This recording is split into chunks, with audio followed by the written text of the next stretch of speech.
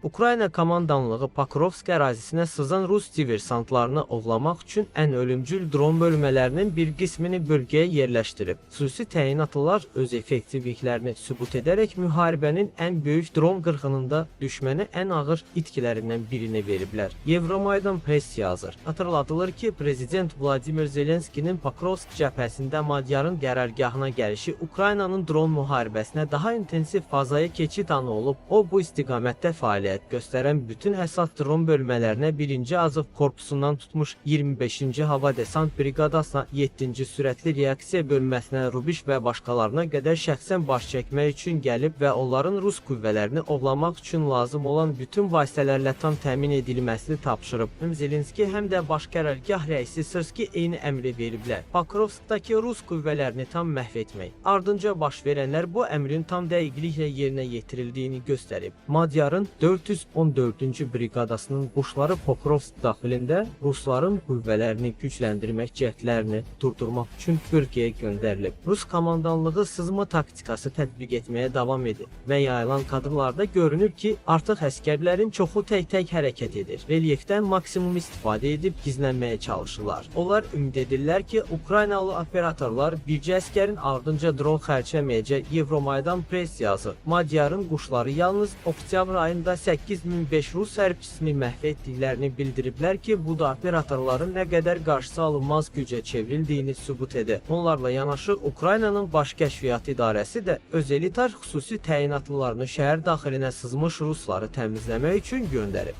Bu qərar döyüşün balansını dərhal dəyişib. Onların dron operatorları ən yüksək ustalığa malikdir və Pokrovsk döyüşünə qoşulduqları andan etibarən Rus etkiləri kəskin artıb. Rusi təyinatlı operatorlar əsasən fiber optik kamikadze dronlardan istifadə etməyə başlayıblar ki, bu da Rusların radio elektron mübarizə sistemlərini aşmağa və hətta pis hava şəraitində belə dronların stabil işləməsinə imkan verir. Nəticədə ən bacarıqlı operatorların eyni sektorda birləşməsi ilə məhv etmə prosesi sistemli xarakter alıb. Bir ay ərzində Ukraynalı xüsusi təyinatlılar 1500-dən çox Rus hərbçisini məhv edib, 39 artilleriya sistemini sıradan çıxarıb, 18 radio elektron mübarizə və hava hücumundan müdafiə vasitəsini vurub. Bundan başqa 20 tank, 62 zirehli texnika, 532 yük maşını, avtomobil və motosiklet, həmçinin Rus arxa cəbhəsindəki sursat anbarlarını və kritik yanacaq saxlanıcılarını məhv ediblər.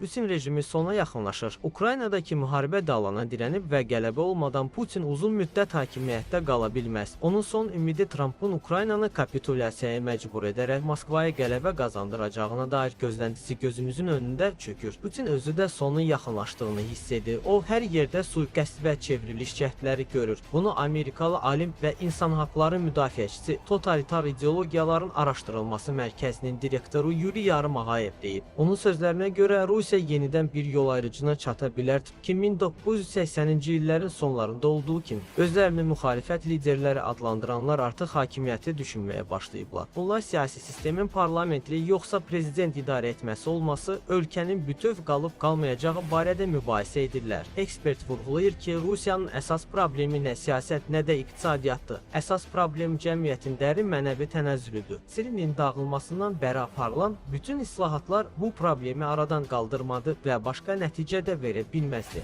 Mənəvi dirçəliş olmadan nə demokratiya qurmaq, nə azad iqtisadiyyat inkişaf etdirmək, nə də insan ləyaqətini bərpa etmək mümkündür. Bu tənəzzülün kökləri bolşeviklər hakimiyyətə gəlməzdən əvvəl mənəvi dəyərlərin məhv edilməsinə dayanır. Gümüş dövründə estetika etikadan üstün tutuldu və bu mənəvi nisbilik üçün zəmin yaratdı. Bu nisbilik sonradan Sovet intellektualları arasında yayılaraq böyük məqsəd naminə yalanı qəbul etməyə hazır olan bir mühit formalaşdırdı. Ekspert xatırladı ki, Sovet kommunizminin süqutundan sonra ölkənin mənəvi təmizləməsi əvəzinə siyasi və iqtisadi strukturların yenidən qurulmasına girişdilər. Tələsik seçkilər keçirdilər, islahatlara başladılar, amma cəmiyyətin mənəvi vəziyyətini dəyişə bilmədilər. Tələsik seçkilər keçirdilər, islahatlara başladılar, amma cəmiyyətin mənəvi vəziyyətini dəyişə bilmədilər və doğruluq olmadan kapitalizm mümkün deyil. Mən o vaxt deyirdim, kapitalizmin təməli dürüstlükdür, amma Rusiyada bu ifadə zarafat kimi səslənirdi. Çünki insanların çoxu kapitalizmi fırıldaq hesab edirdi və elə onu da qurdular, deyə o deyir. Onun sözlərinə görə 1990-cı illərin islahatları ölkəni mənəvi böhrandan çıxarmadı. Əksinə, onu daha da dərinləşdirdi. Keçmiş dissidentlər lag qoyulurdu, keçmiş KGB əməkdaşları isə qəhrəman kimi təqdim olunurdu. Bu tənəzzülün kulminasiyası KGB əməkdaşı Putinin prezident seçilməsi oldu. Putin 10 illiklər boyu Rusiyanın süründüyü mənəvi boşluğun təcəssümünə çevrilib. O cinayəti, korrupsiyanı və yalanı dövlət siyasəti səviyyəsinə qaldırdı. Bu tənəzzülün zirvəsi əsassız müharibələr oldu və bunun son nöqtəsi Ukraynaya qarşı geniş miqyaslı hücum idi. Bu müharibə cəmiyyətin mənəvi çürüməsinin aynasına çevrildi. Putin və onun ətrafı mənəvi monstrlardır. Bunların ənənəvi dəyərləri, necə ki kommunizm qurucusunun mənəvi kodeksi əsl əxlaqla əlaqəsi olmayan saxta anlayışlardır, deyə Yuri Yarımağayev deyib.